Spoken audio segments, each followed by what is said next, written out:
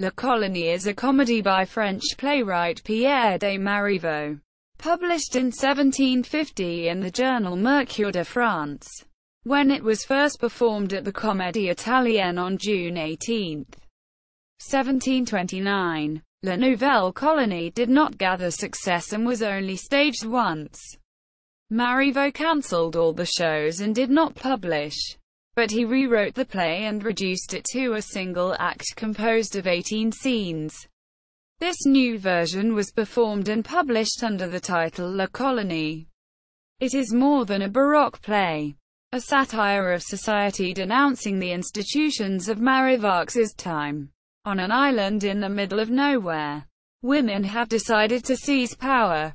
Behind the utopy, La Colonie foreshadows the feminist movements that will agitate Europe 2 centuries later.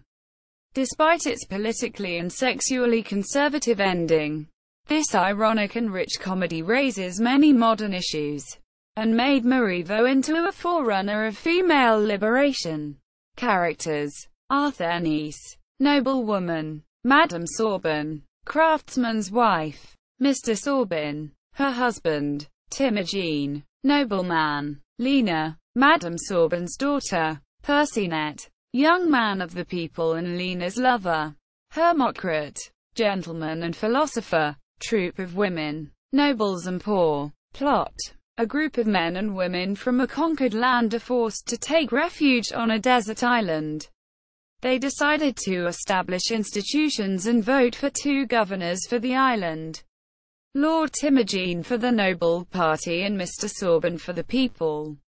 But refusing to be excluded from the new government, the women rebel against their condition of dependence and form their own council. Arthénice representing the noble party and Madame Sorbonne the people. They decide to abolish love and marriage, which they consider as yet another form of female subjection, and thus forbid Lena from seeing her lover Percinet. But they support crumbles when Madame Sorbonne triggers the anger of the other women by deciding that they should all make themselves ugly. When Arthénice and Madame Sorbonne ask the men to give them access to all the functions the latter occupy, they delegate their powers to Hermocrate.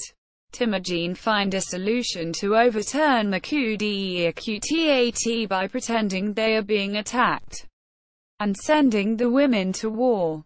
The latter refuse, and Madame Sorbonne tells her husband to go to war. I'll to our home. The play ends with Timogene promising the women that their rights and best interests will be respected in the new statuses. Bibliography: Susan Reed Baker. Sentimental Feminism in Marivaux's La Colonie. To hold a mirror to nature. Dramatic Images and Reflections.